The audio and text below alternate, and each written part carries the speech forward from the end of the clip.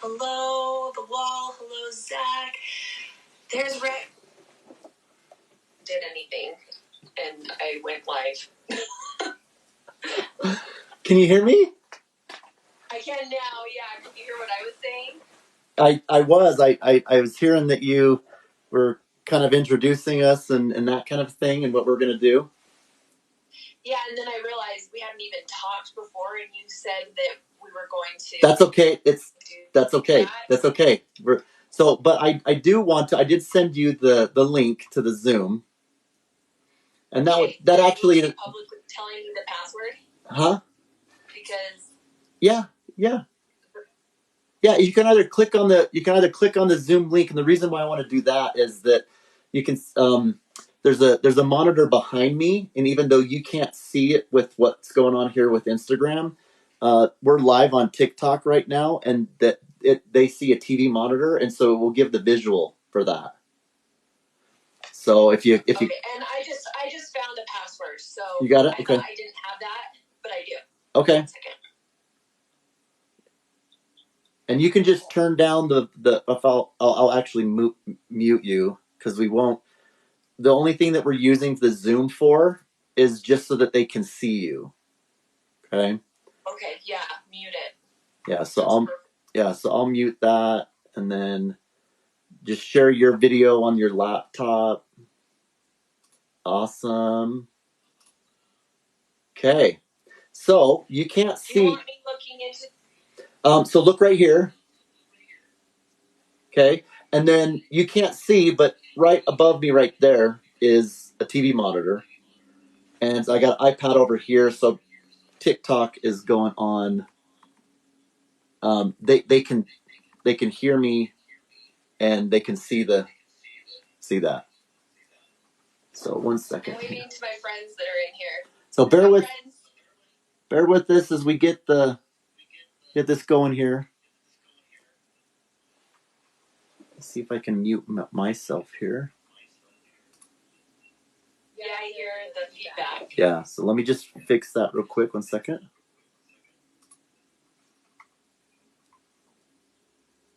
This is cool to have so many different avenues. It is. In fact, it's the first time that I've done it. So there we go. This should do it. Yep. That's done it.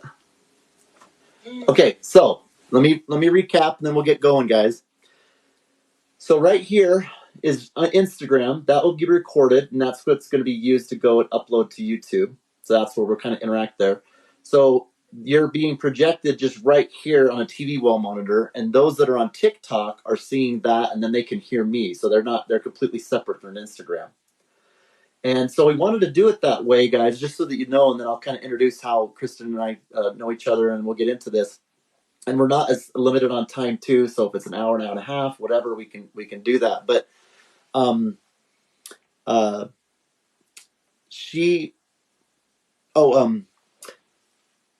not on TikTok as much as as Instagram, and so it just made sense to go live on Instagram so that we can have everybody that wanted to participate both on my end and your end. So I appreciate you kind of adapting as I was thinking through that and making it all work, because I think it's just going to be a better experience for a lot of people. Why not use all the things? Yeah.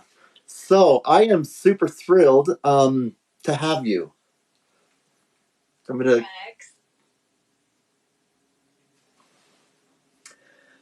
we have connected, was like 7-9 months ago, and it's just been, through following each other and cheering each other on. I just want to give, if it's okay, I want to give you guys a little bit of a background. So I was asked to do a modeling shoot with Lee Liston for UTA, and he's a small person, and we went out and we did that, and I met him there, and he is just amazing. We're actually going to be interviewing him as well.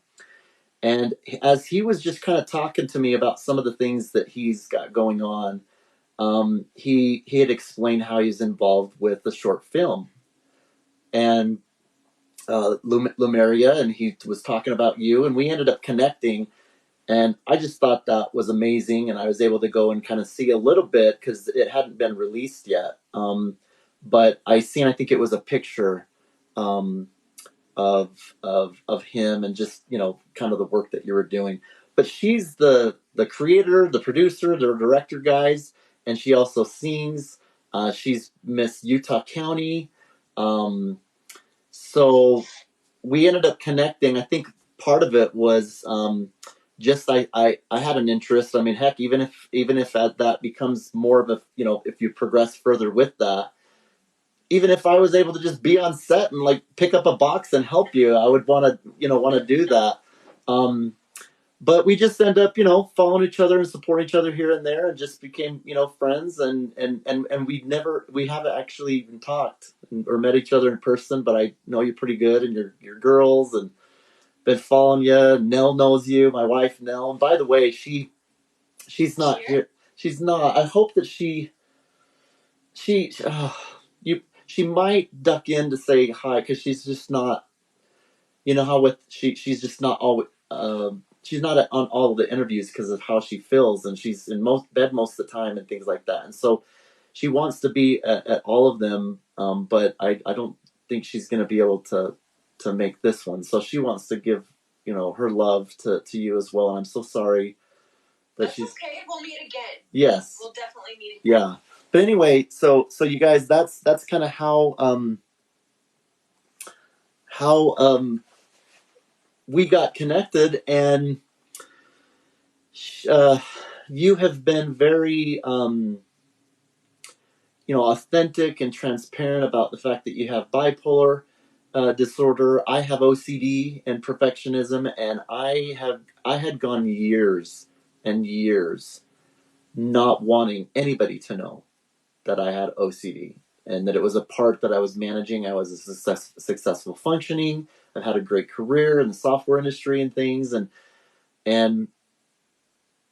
I just didn't want to deal with that stigma and things. And a lot of the reason why, you know, people, and you were actually part of, you know, the inspiration for me to be more vocal about it. It's kind of mixed with the fact that Nell and other people that we've been interviewing, it's not, you know, pain comes in a lot of different forms. It's not just you know, physical, right? There's mental and emotional. And we had a friend of ours that was already on that was talking about bipolar.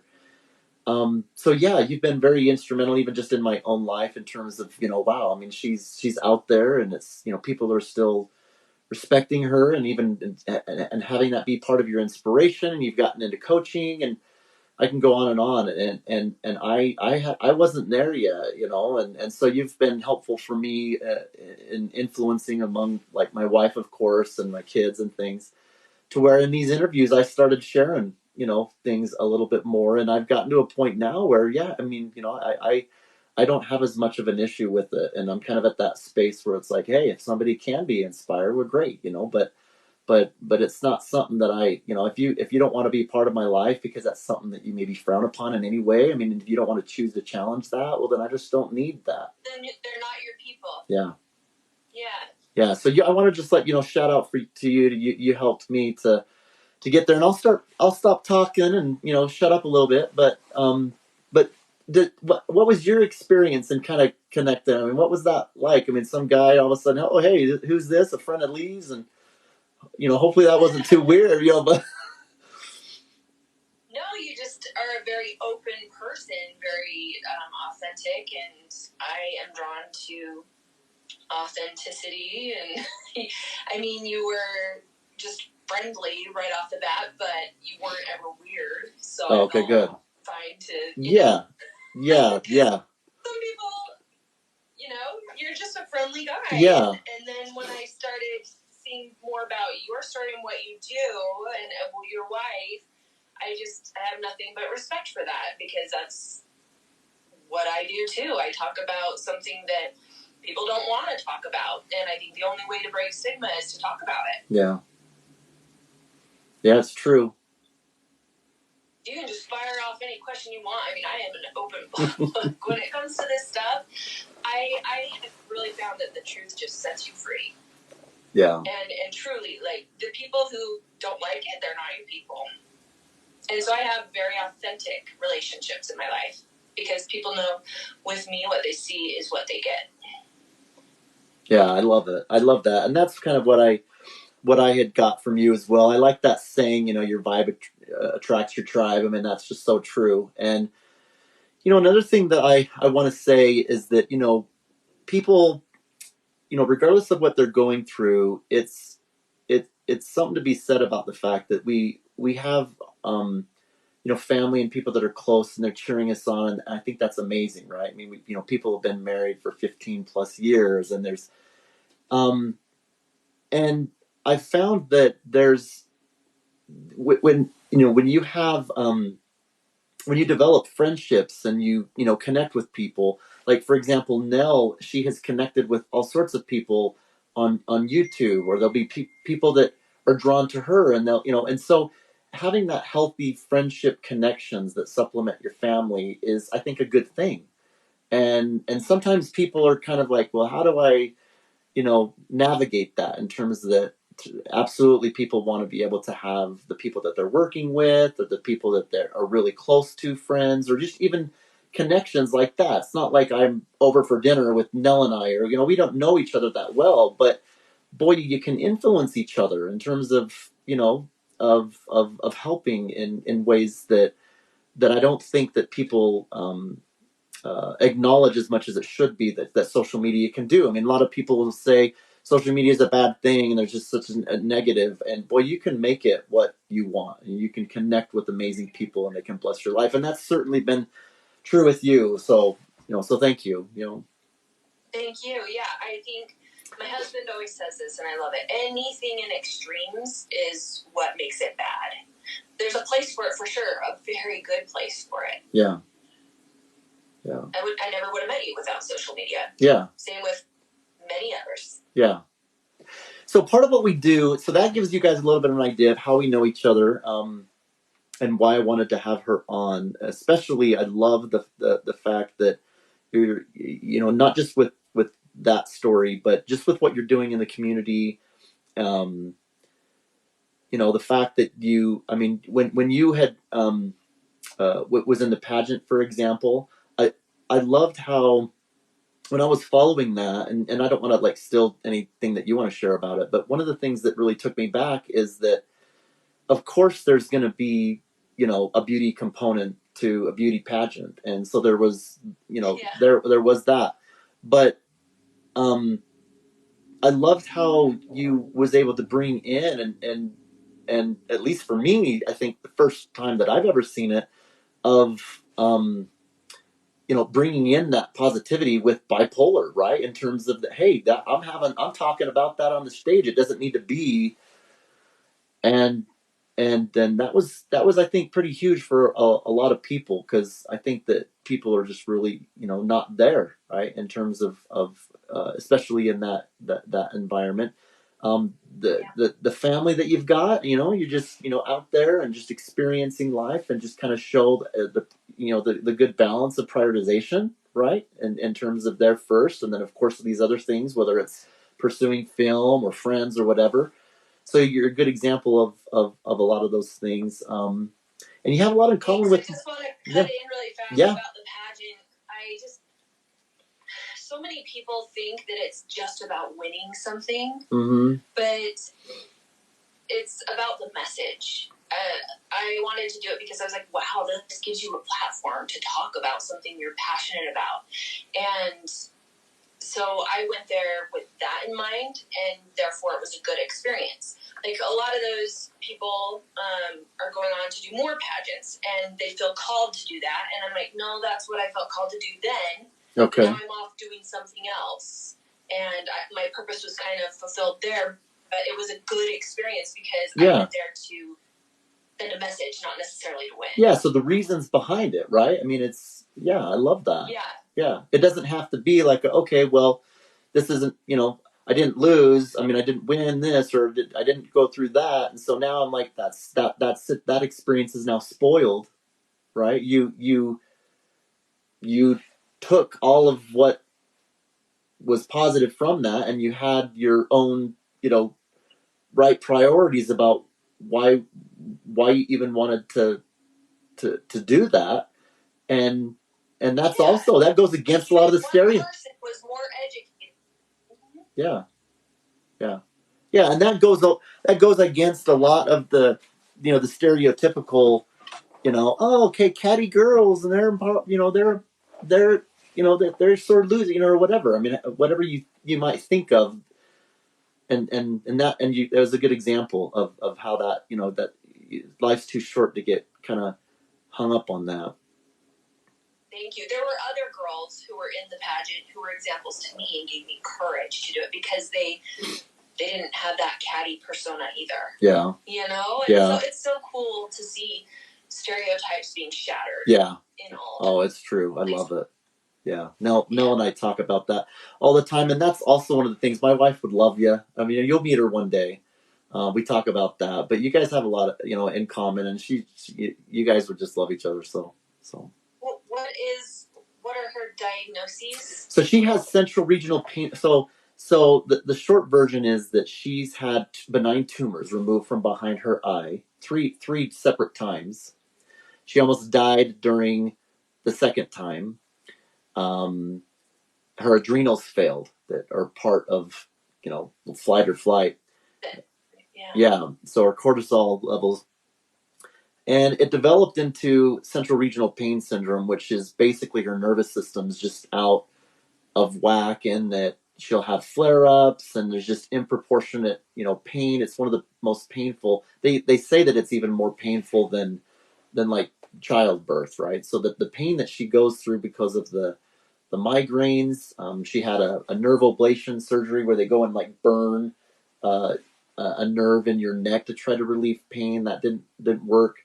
So there's a lot of different things that we tried that didn't work, but her pain is just, I don't know. I still don't understand why chronic pain why the CRPS condition creates so much pain. It's still a little bit of a mystery, I think, to even professionals.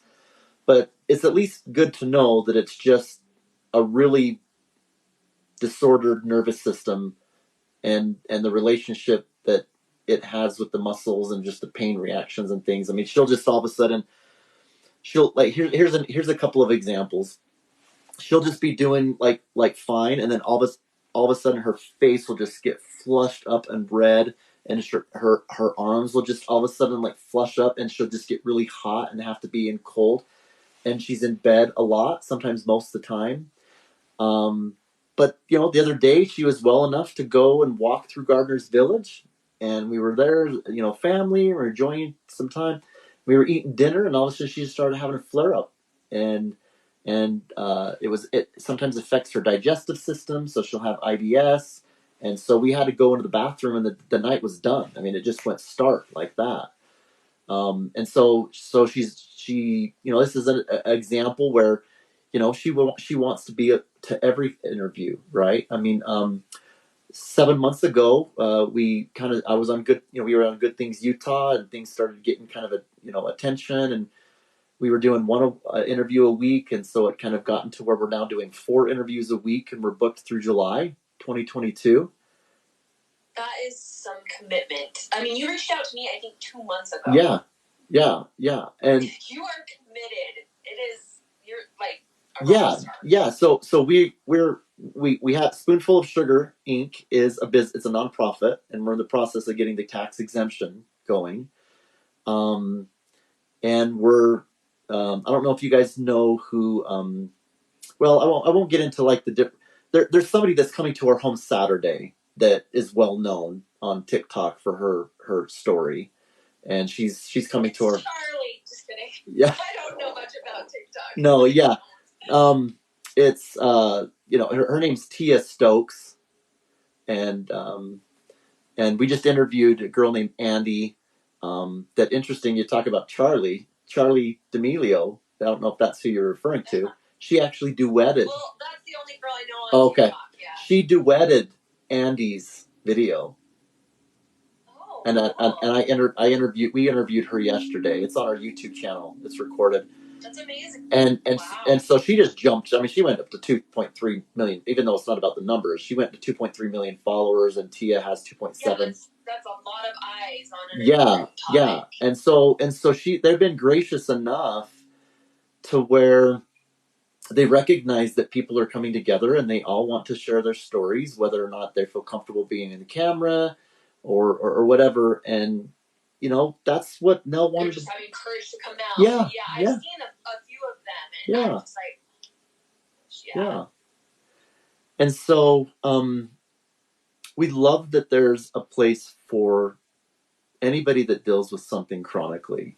You know, we've talked with people that have had cancer or that have, you know, have grief in their life because someone's passed away, or, you know, mental and things. And pain just comes in all forms. So we're just going to keep at it. We started interviewing people globally. We just had our Ireland interview, and we are scheduled for Australia and UK and Norway. So I have a couple thoughts on all that really fast in case it disappears, though. My friend Renee here, she's a coach and a hypnotherapist and just a healer. And she says, have you ever read, or you might enjoy reading The Brain's Way of Healing? Have you ever heard of that before? No. Tell me about that. I haven't, but if it comes from Renee, then yeah, I think it'd be worth looking up. Yeah, have her. And if there's anybody that, you know, of course, if you're gracious enough to follow us, or if you're watching on our side or TikTok, go and look up Kristen Jensen. She's on TikTok, but she's also mostly on Instagram and Facebook. In 2020, I did a bunch of bored in the house in the in fact, house, you know, I mean, that's what I did during the pandemic. Still a pandemic, but and then I stopped using. Yeah. That's what I did. That's right. Renee says that it's by Norman Diogenes. Is that how I don't know if that's how you say it. Yeah. So go give her. You know, we try to encourage that. Go give her some love, you guys, and support. She's also she does acting. She's been in Hallmark and stuff. So I have a movie tomorrow. Yeah, she's got a premiere. Yeah, she's on. It's a romantic comedy. It's cute. Yeah, and it has Marie Osmond in it, which is crazy because, you know, we've been in contact with Nathan Osmond, who's her nephew, and we plan on being on his podcast and doing some collaboration and stuff. But yeah, Marie's on there, and tomorrow it's the premiere, right? Yes. Yeah. Yes, it's at 6:00 Mountain Standard Time. Awesome. And it's called A Fiancé for Christmas. My character is very sassy. Oh, okay. She kind of, it's fun. Oh, that I look forward to seeing that. So hopefully that gives you guys a little bit of an idea about Nell and myself and her, Kristen and her family. You know, follow us, especially if you're wanting to see, you know, connect with us. We have a link tree that leads to TikTok and our YouTube. All of our interviews get recorded, the full interviews, and uploaded to YouTube. So if you're not sure where to find things, if you just click even in the Instagram into the link tree, you can find some things, and we welcome you. So with that, one of the things we like to do when we're setting kind of that stage and people are sharing their story as it pertains more to kind of what they've been going through chronically and the pain and things, is to kind of just, you know, take us back however far you would like in terms of when you started kind of learning about it or experiencing it. I mean, you know, what does that look like? And feel free, if you want, you know, it's okay for us to talk about just what you know, that has been like for you with bipolar. But if there are other things that people are just completely unaware of, that's part of the story that you want to share, then it's not like you just have to stick to bipolar. So I mean, I'll just turn the time over to you and take it from there. Where do you want to start? Yeah. There's so much that it's kind of hard to know where to start. I actually wish I would have pulled out some books because I like to take it from an educational standpoint and also a hopeful standpoint. I think some people are just so hopeless when they're in the thick of it that I just want to bring people hope. My message is you can function well with bipolar disorder if you get it treated correctly. It's manageable. Okay. And I didn't know that for so many years because I didn't even know that I had it. And I talk about so many different aspects of it, and there's so many more aspects to talk about. So, but I started a podcast because I have so much to share, and it's called Mind Matters on Bipolar. Okay. Go check that out. KJ. I don't know if you have to put that in. So where can they find that? Spotify?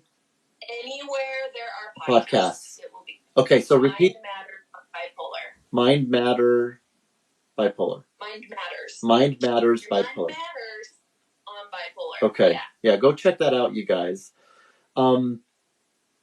When people, maybe this is a... I can talk, but you might have to guide me. Yeah, let's start here.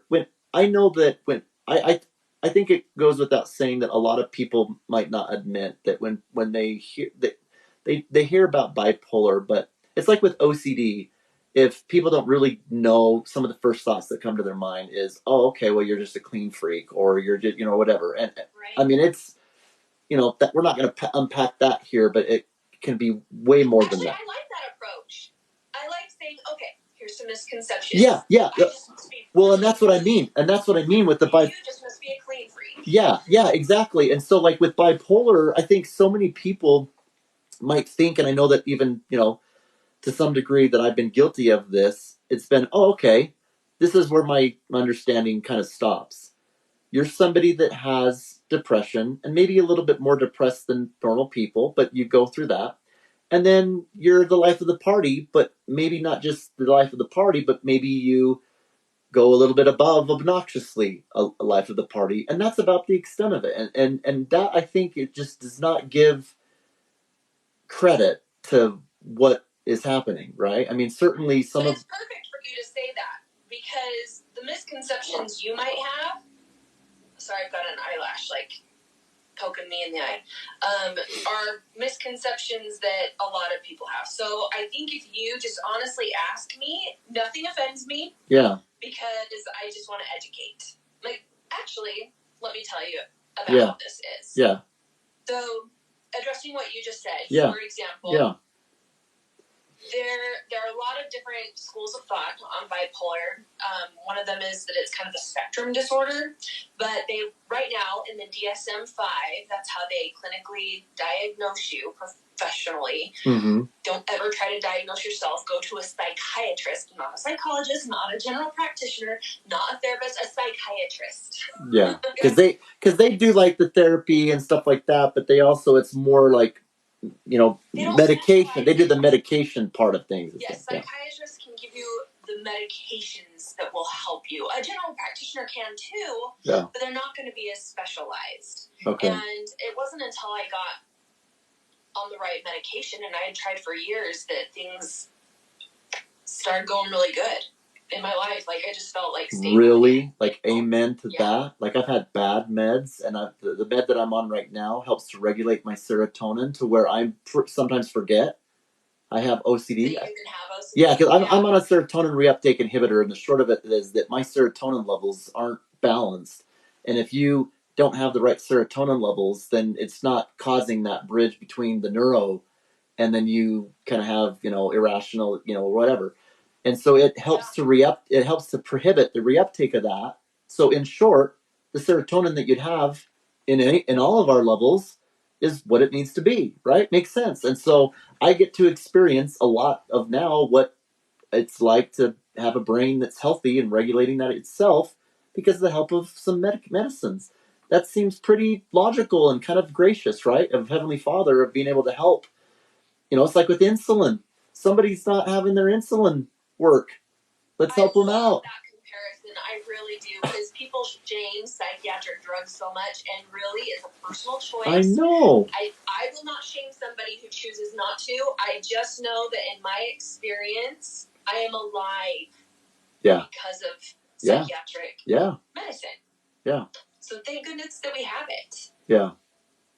Yeah, for sure. And it's not a cure-all, right? Because there's still going to be those moments.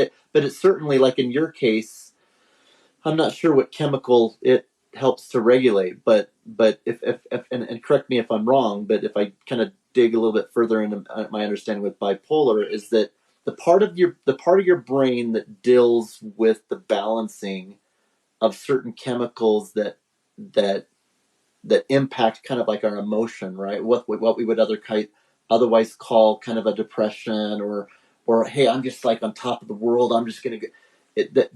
It's not like regulating it completely on its own. So it there is that are so many hormones. Like I couldn't pretend to know, because you've heard, I'm sure, of like all the feel good ones. Of course, the serotonin and the dopamine and the oxytocin and all of them, right? I don't know which ones are out of balance, but what I do know that I didn't know before is if you are diagnosed just with depression, but you have bipolar disorder, what are they going to give you?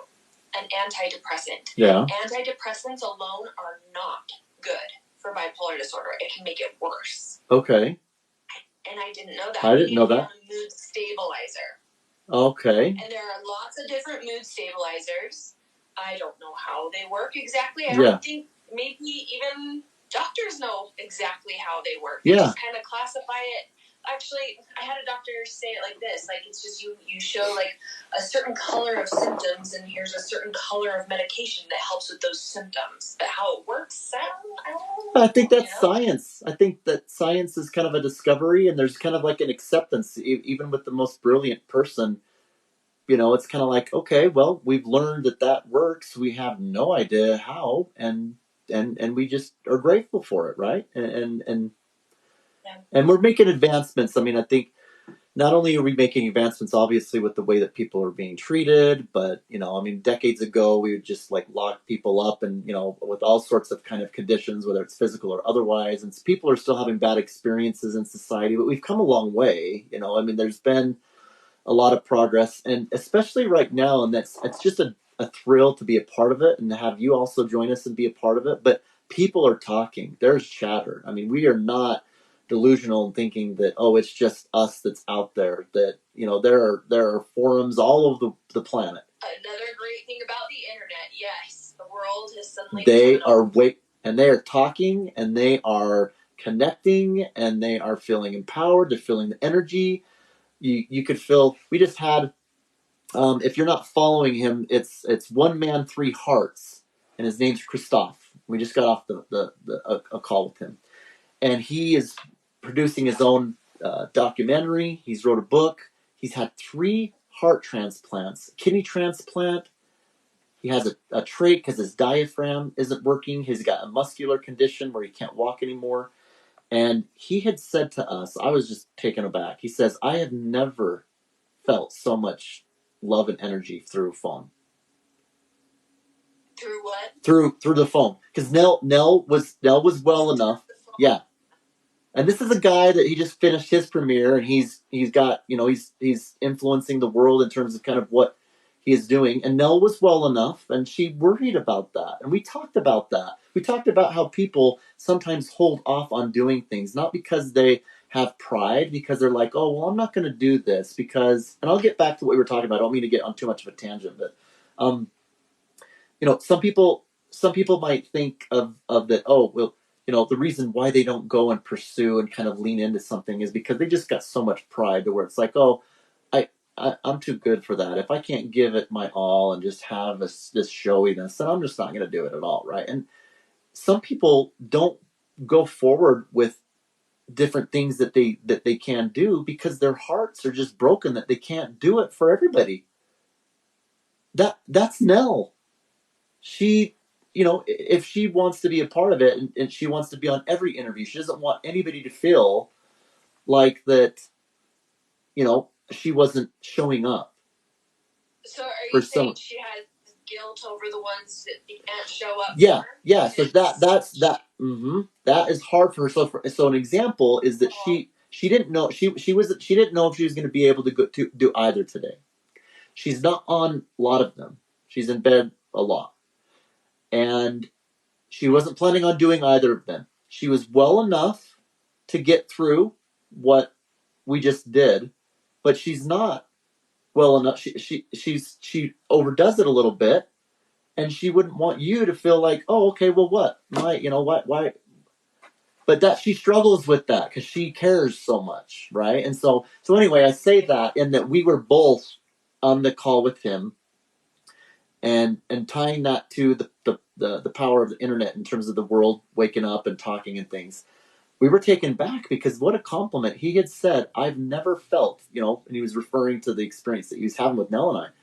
I've never felt that kind of energy and love. And we were all acknowledging that it's obviously just not from Nell and I, but it's like the people that are in the comments and the people that are connecting and they're following, and even Heavenly Father in like blessing all of it. I mean, there are some amazing things happening, and so yeah, absolutely, technology can help with that.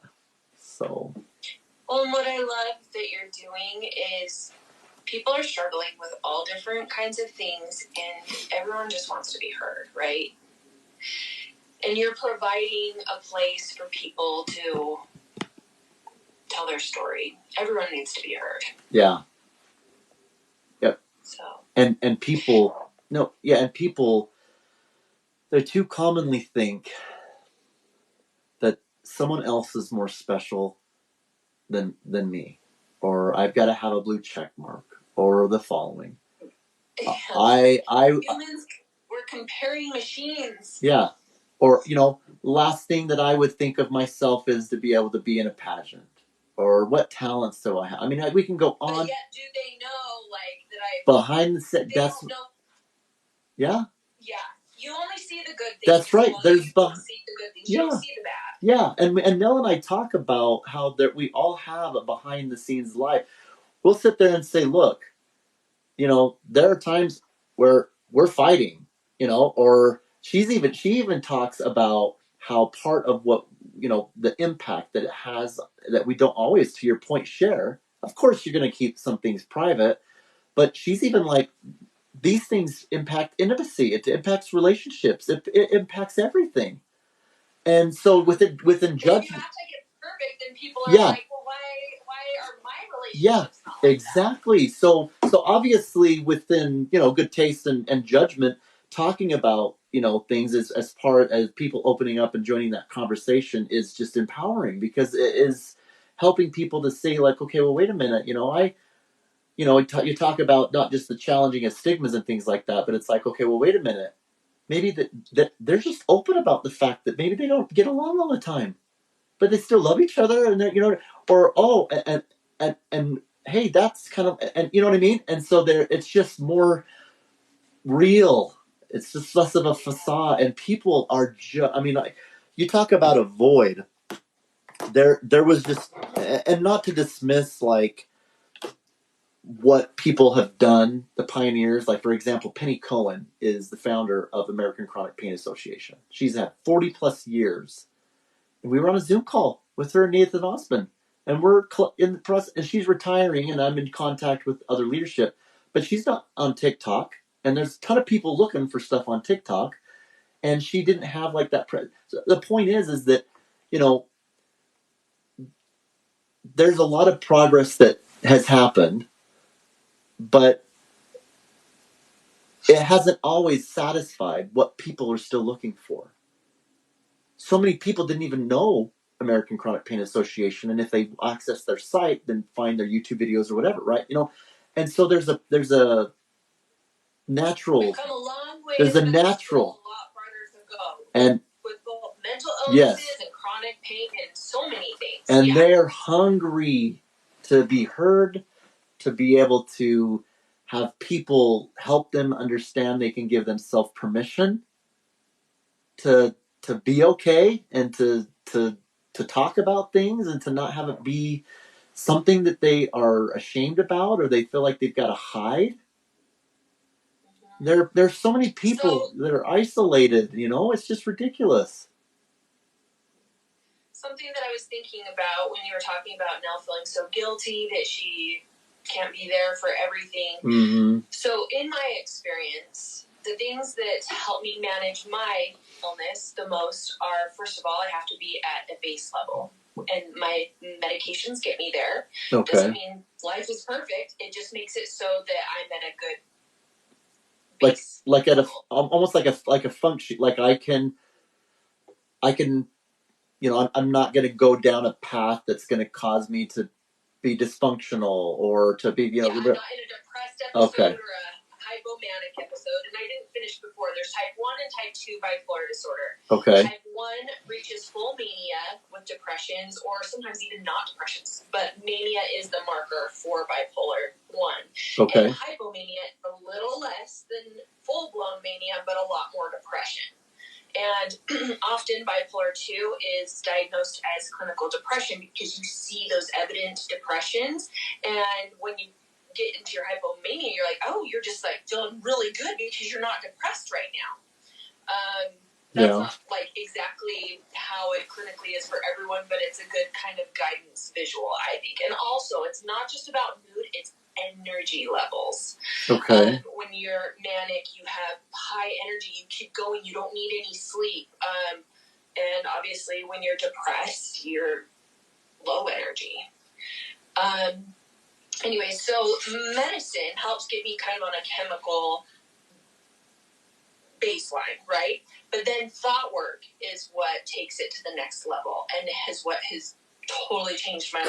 Kind of like cognitive kind of therapy and kind of like cognitive behavioral therapy. Yeah, it's the same type of concepts that your thoughts create your emotions. Yeah. When you can really, we think so much that our thoughts are facts, and when you can break it down and see that a circumstance is neutral, and then you're having a thought about that circumstance, and that thought is causing a feeling, and your feeling causes your actions, and your actions cause your result. It's just this. Yeah, there can be a power. I think and whether or not it's therapy that is focused on a specific condition, or whether it's just therapy in general, I think everybody, I don't care who you are or how great you think you are, you need therapy.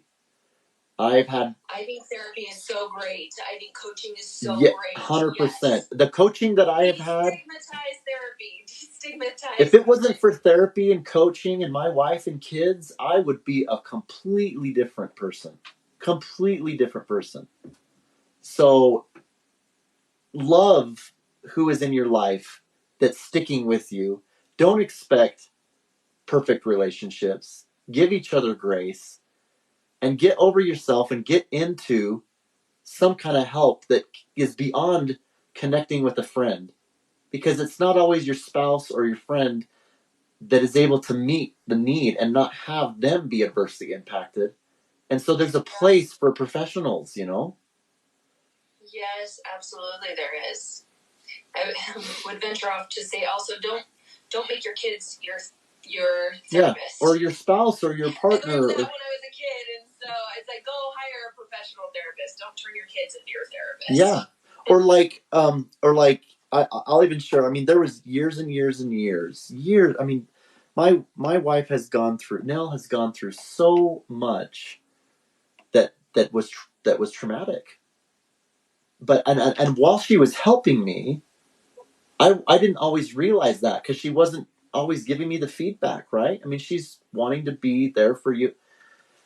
And it's okay to get to a point without it having to be like a breakdown situation or whatever, to acknowledge where there's limits with that. And so we've had to kind of work through that. And so I was able to get, therapy, and I've got, amazing experiences with professionals that have really helped me to identify maybe where I've been irrational or whatever. And so I'm a pretty rational, guy for the most part, right? I mean, I still have stuff that I go through, but yeah, I mean, if you guys can relate with that, take it. Having the humility to see, you said somebody was able to point that out for me. Yeah. Some people would be like, I don't have problems. You know, I mean, you're never gonna get better if you don't think that you have any problems. Yeah. Or if you try to, if you to a fault involve your partner or spouse, where it would be far more healthier on your relationship. You guys, it's so important to know that it is okay to not, you're individuals. You don't share the same head. Yes, you don't share. I think that's damaging. Oh my gosh, you do not need to know every little single thing. It's like there's a place for just God and therapy. It's like give your partner a break. So anyway, I get off my soapbox with that. The line on that is realizing that we're in charge of ourselves. We're not in charge of our spouse. Yeah. We're not in charge of anyone else. Yeah. We're in charge of ourselves. Yeah. And so that takes a lot of pressure off too. Like, if somebody doesn't understand when I'm sick, I've had to let it go and just be like, they don't understand, and that's okay. Yeah. I understand. I can take care of me. Yeah. Letting go of kind of. I remember one day there was a therapist that introduced a concept that really just, it was a kind of paradigm shift, and he was talking about how lowering expectations was a good. Oh, that's the best thing in the world to do. I mean, I heard that, and my perfectionistic head was like, "Are you insane? I deserve everything to be perfect." You're asking me to lower.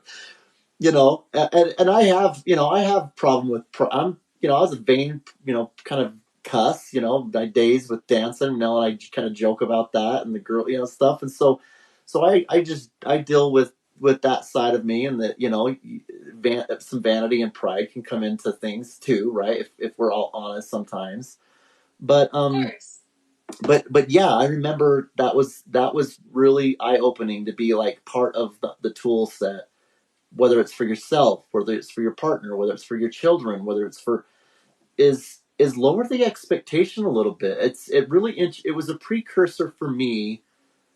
I grew up in a Christian church that I'm not as involved with, and you might maybe have some kind of experience with that. But I went my whole life. By the way, I don't shy away, just like I don't shy away from mental illness. I don't shy away from religious talk too. I have such a belief that everyone should live their truth. Yeah. And it might not be my truth, and that's yeah, exactly. Yeah. And I want to get into just a little bit to that. I don't want to pack that too much. And by the way, I see those that are joining on my end. One of the ones that have joined, I don't know if you guys know Santa J. Claus, but he's a friend that I've got on TikTok. He is the Santa, and he just joined us. So yeah, so he's coming in and popping in. We're talking about bipolar, my friend. So this is a powerhouse here in terms of influencing. Her name's Kristen Jensen. So follow her if you're not. But yeah, I went my whole life, and I don't want to fault, like the organization or my parents or the leaders, but somehow I went years in my 20s, probably longer than that, and I did not know and understand what grace was.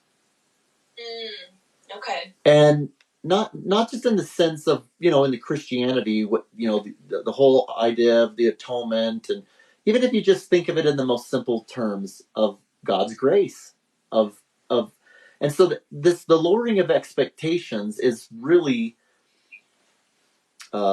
in that space of being gracious towards each other and ourselves. We live in such a world where there can be this tendency to just have just high expectations and just high judgment, and it just burns people out.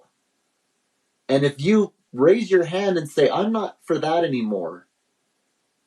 I'm going to give myself permission or lower my expectation or whatever." Boy, for it shouldn't be that way, but for people, they feel like they're taking a big risk. Oh, they think they'll go to hell. Or I'll lose my friends, or I'll lose my and there's just this fear that is surrounding people, that's keeping people in a space that I don't ever want to go back to. Yeah. I say if it brings you peace and it makes you a better person, then by all means. But think critically. Yeah. About what's bringing you peace, and if it is or if it's not. Yeah, and that there's all sorts of walks of life, and the commonality is just the simple things that any good person can do, and that's just just be kind. I mean, it's life can be complicated, and as you get into all the complexities of whether it's spiritual or religious or whatever, God's everyone's fighting a battle. Yeah, everyone's fighting some kind of battle. Right, and if you think of it, there's really nothing that is simple. Everything is just really complex if you think of it that way. There's just the technology, our bodies, relationships, the faith-fear dynamic. I mean, we can go on, and everything. Oh yeah, everything's go down a rabbit hole. Yeah, yourself.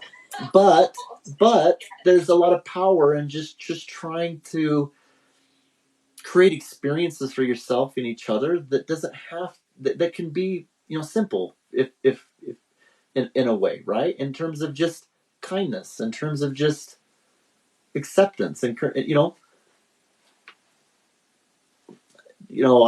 things are complicated, but we don't need to overcomplicate it. And as it pertains to all these things that we're talking about, sometimes it's just simple, and live your own truth and have the courage to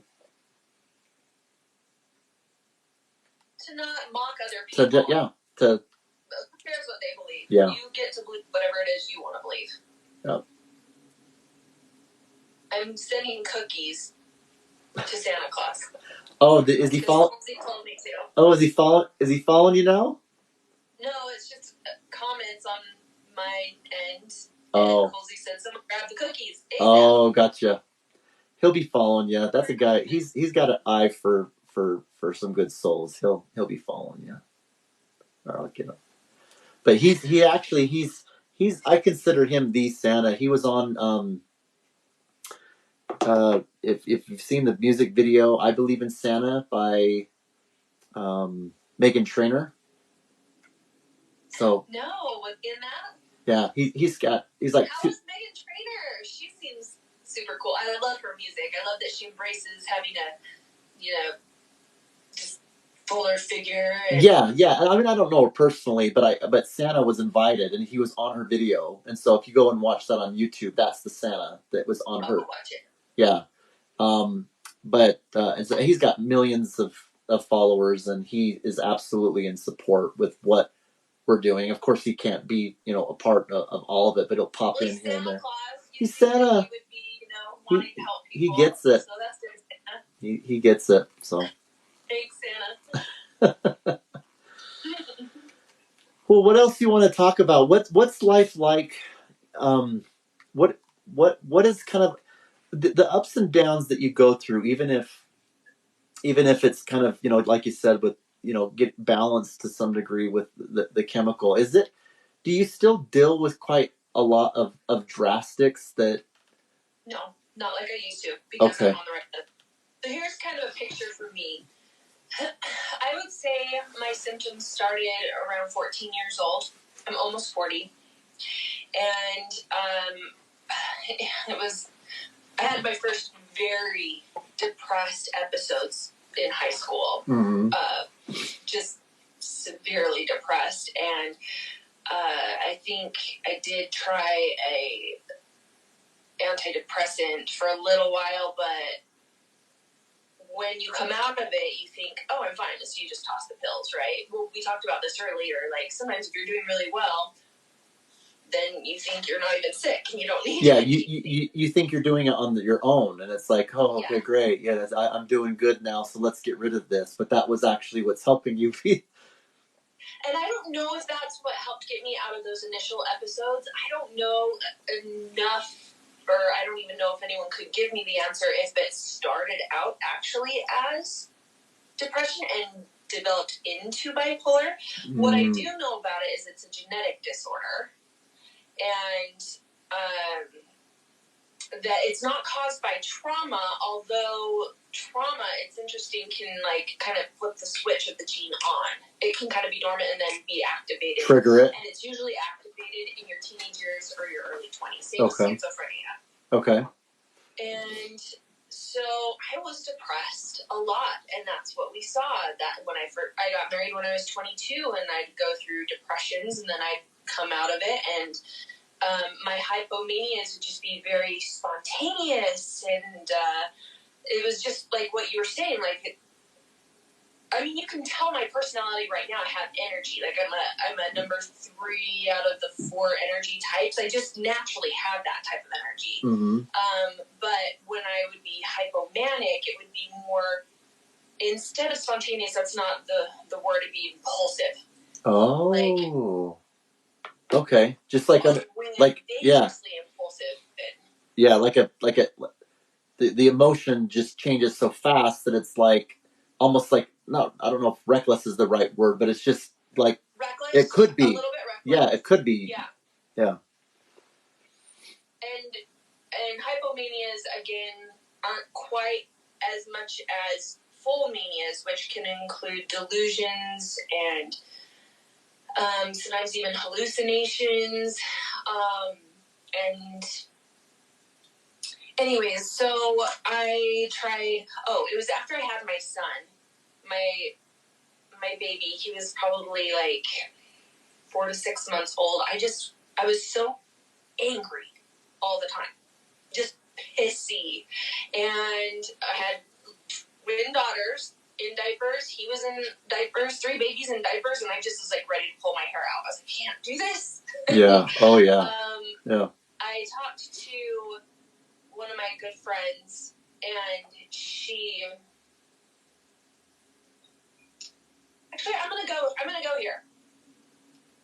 We're talking about religion, okay? Do it, yeah. And I do not belong to any religion, but my family are. They belong to the Church of Jesus Christ of Latter-day Saints. It's a really long name. Yep. And that's how I grew up. That's how I did too. And I personally believe God talks to you however it is you will listen. And I've seen miracles in prayer. I've seen miracles just in priesthood blessings. Is something that they do. Yeah, exactly. Yeah. Sorry, somebody keeps messaging me. I'm like, go away. Anyways, so I asked my husband for a blessing. And he has been inspired many times. Things that I don't think my husband would normally say, he says when he gives me blessings. And I think it's because he opens himself up to that channel. I don't know how it works. I also could be totally wrong about everything. No, I completely agree with you. I think that's, whether it's through, like you said, with the priesthood, I think that, and I grew up in the same organization, by the way, and I still have affiliation to, so I haven't been for a while, but anyway, I'm Christian, and I am in a way better place in terms of where my health is, and that's what you got to do for you. Yeah. It was really bad for my mental health. Yeah. Much worse. I was a checklist perfectionistic OCD, yes. and I had to break away and discover grace, and I think God. I had to too. Yeah, so I think for my sanity. And I think that I'll just say this one thing about that, not to get too off topic. I think that's because I want to finish this story. Yeah, I want to hear your story. It's very different than just like apostasy or following, and that's the.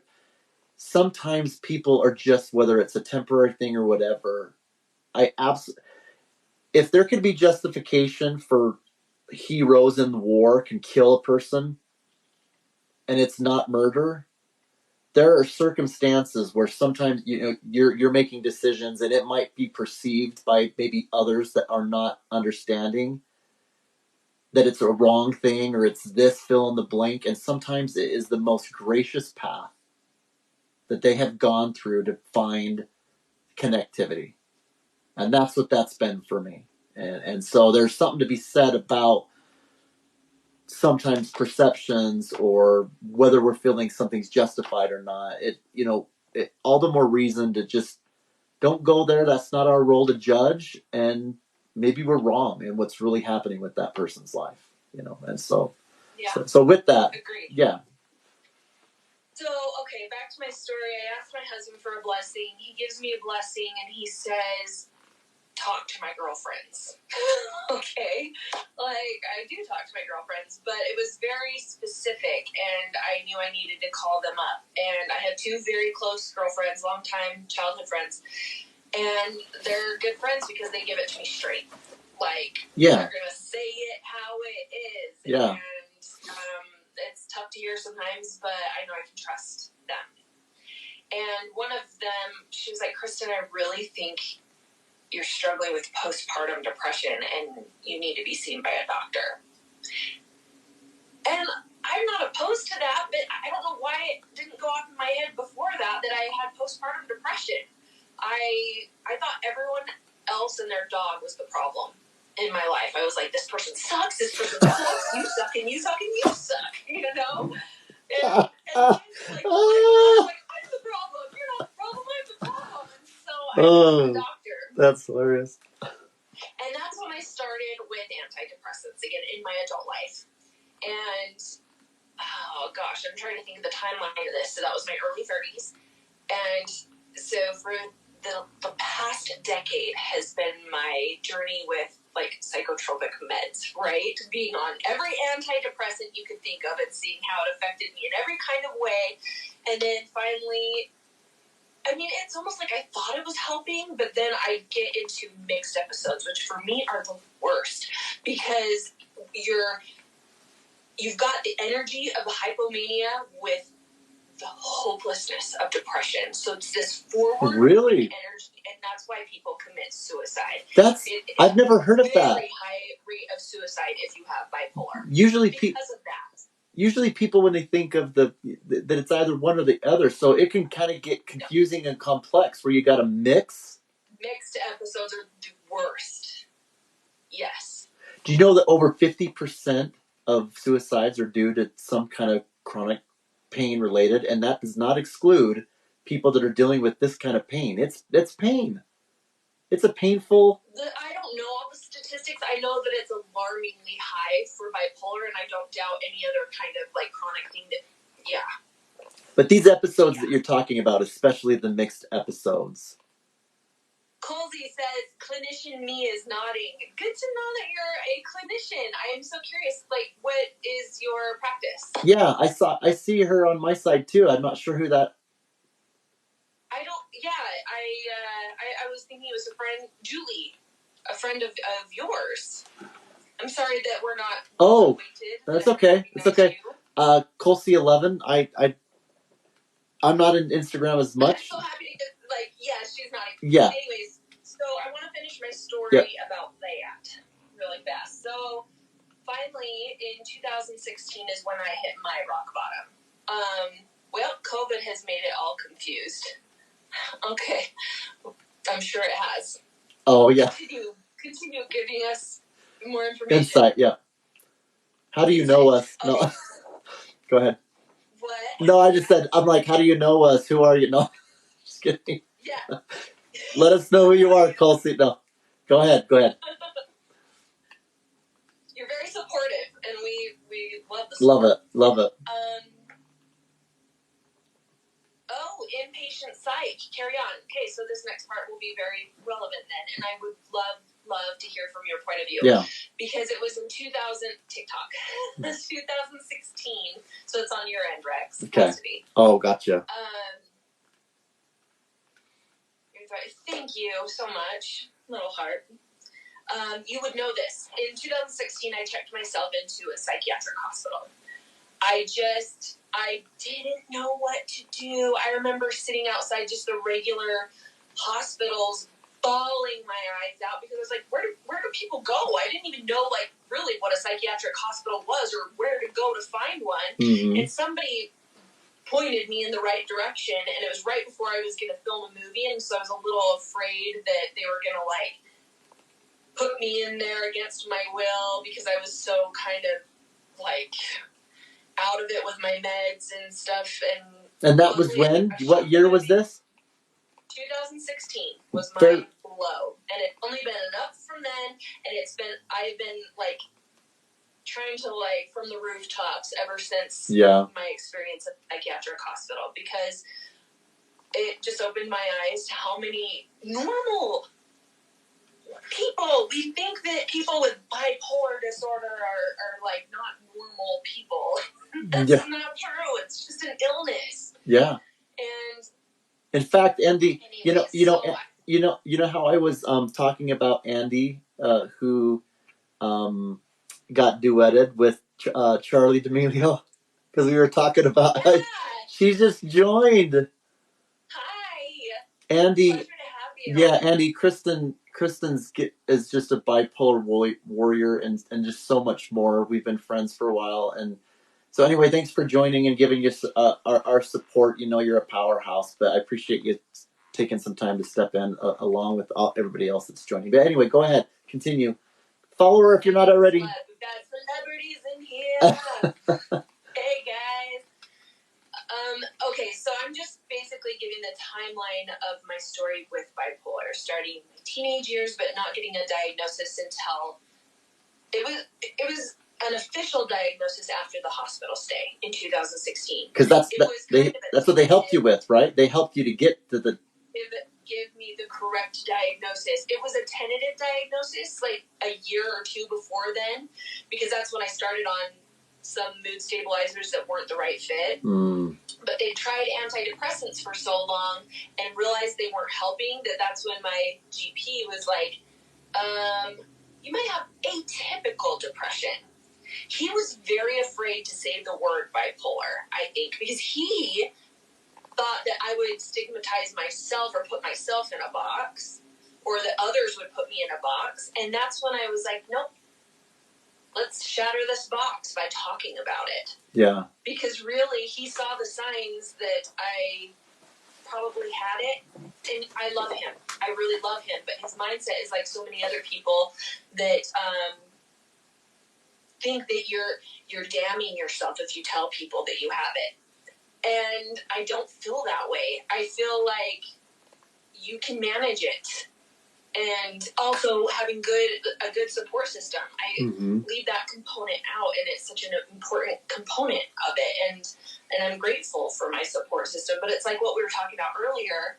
Like, I can't just depend on them. I've got to have these tools, which I've learned through therapy and coaching, and then a baseline through medication. And for me, lithium is like my saving grace. It's not the right medicine for everybody. I can't go tell everybody, you should have lithium. No, go talk to a doctor. Yeah. But for me, it's like, what?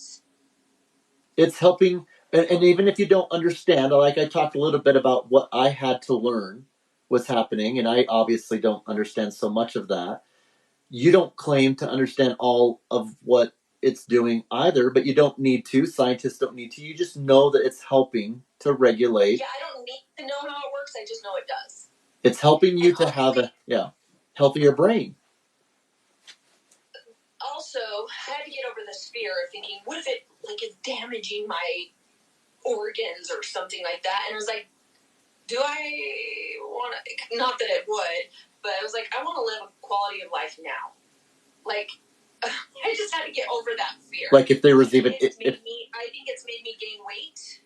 But you know what? I'd rather be a little bit thicker and well than skinny, if that's the difference. And unwell. Than unwell. Yeah.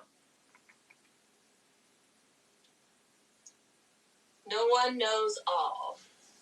That's for sure. But on a hopeful note with that, so speaking to my people with bipolar, if they're watching now or later, it's not like a set in stone thing, like that you can't lose weight if you're on meds. I think that scares people away. Yeah, you might have to work harder, but there's other things that scare people too. I'm such an advocate for it because my life now is so manageable. I got on lithium 2 years ago, and I dipped into one deep depressive phase. I've had some dips, but they're manageable, and I'm a human, and we all have dips. Yeah.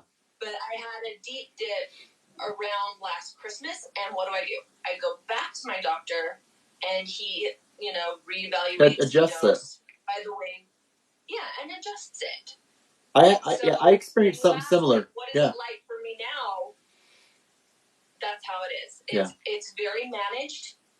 I feel like you said, like I don't even have it really. I'm just managing like a person without it would. Yeah, and I've got some cool tools like the CTFAR model from life coaching.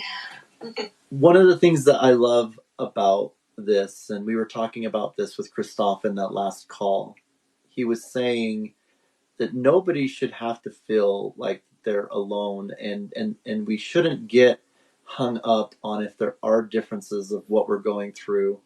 To not let that comparison spoil the blessings that can come from feeling connected with people. And so we talked a little bit about that and just even the interview earlier. But Andy is saying here she doesn't deal with bipolar, but she fights mental health issues such as eating disorder. And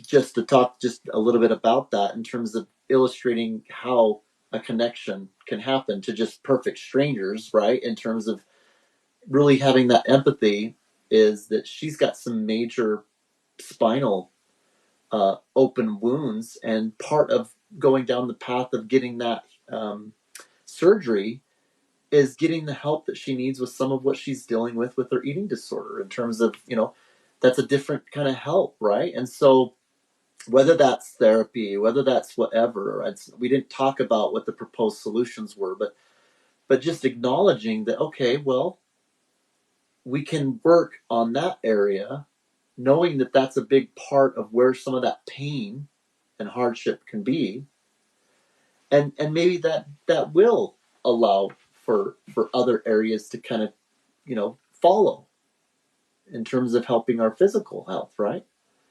I mean, do you see a lot of connections with your health?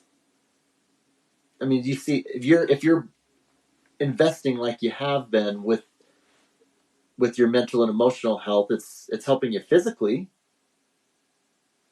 Well, when I'm not depressed and I'm able to exercise and whatnot, then yeah, I'm gonna see benefits of more energy and all that. Is that what you are saying? Yeah. Or I mean, whether it's that or like in her case, if she's like she's not eating the way that she needs to be, and she's not eligible for a life-saving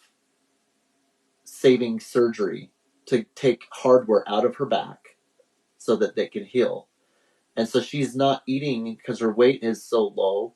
And so her eating disorder is complicating some of the things that's preventing her from being able to get into a space where she can then get more healthily physically. So that's kind of the dynamic and the relationship between things that are going on in her mind and that's impacting her story with the physical. You shared something in terms of, well, it may be whether or not I'm able to exercise or not, right? Or it might be, it could be eating disorder related. I'm sure there's cases where people are maybe struggling with something that's mental, like this, like OCD. I know that's common with like OCD and perfectionism, people having body dysmorphia.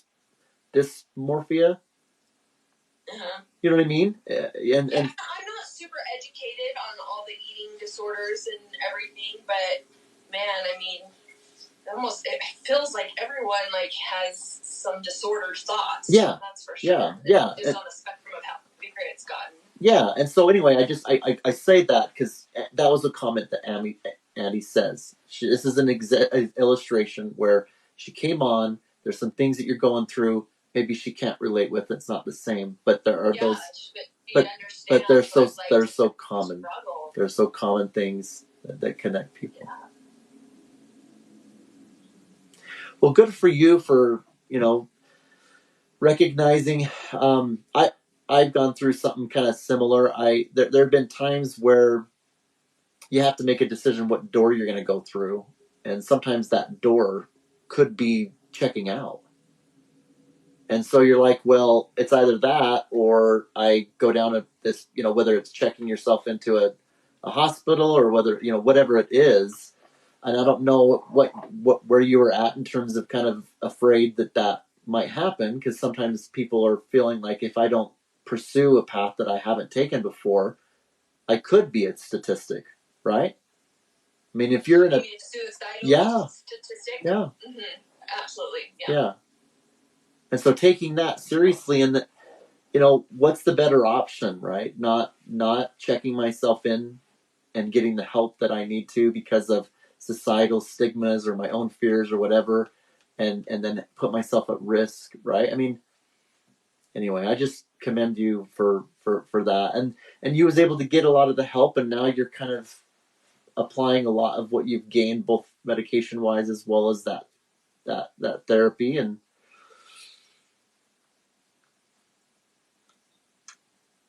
you're just living your life. You've learned how to cope with. Yeah, there's always things to learn. Things will come up, but I mean, I'm here for the ride. Let's go. Let's do it. You know. Wow. Well, it's getting a little bit late, but a lot of people that are being introduced that watch this video, maybe for the first time on YouTube, they might be in a place where they're either where you've been before, or they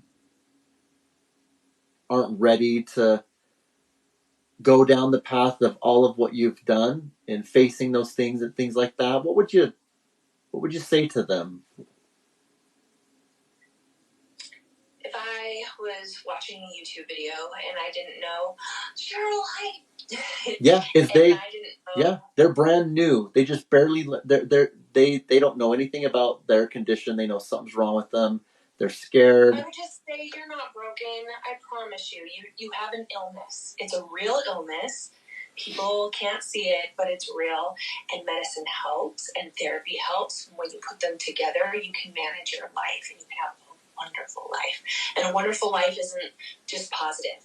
It's learning how to feel the negative things and still reach for all your dreams and achieve all those dreams. Like, there's so much life to be lived. And with help, you can live it. It's amazing. You're incredible. And I want to hug you. I want to hug so bad. Like, oh my gosh, I just think about the girl I used to be and how scared and sad and everything. And I would just hold her. And yeah. Just. It's going to be okay, right? We're here for you. Oh, Andy. I hope. Oh, we're ending now. I know, but I've got more friends in here. But watch the replay, and this was such a pleasure talking to you. Yeah, absolutely. Are there any closing words or thoughts? No, anything that you want to, I mean, if there isn't anything that you want to add, I just want to thank you again for joining. You're impacting a lot of people. It was an honor having you. I know that you're really busy, and you're an example of so much, and you inspire. You show that this can be, even if you're struggling with something mental and emotional, the pain is really real with those things as well. And it can be an inspiring story, just as it is with people that are doing amazing things in a wheelchair or whatever it is. And you're certainly an example of that. And so I appreciate you taking the time and talking for the first time. It's just incredible, that we... I know. Crazy. I mean, we carried on a conversation for an hour and a half. Look at us. Yeah, absolutely. So.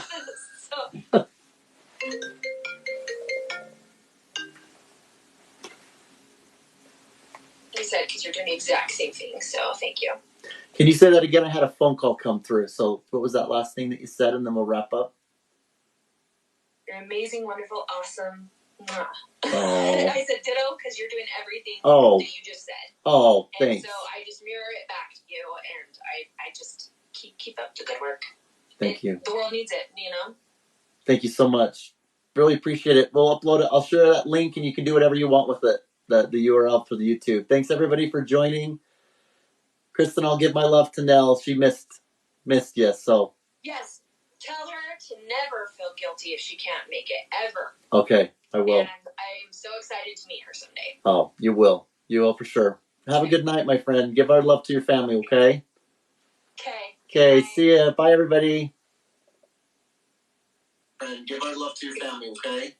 Okay, good night. Okay, see ya. Bye, everybody.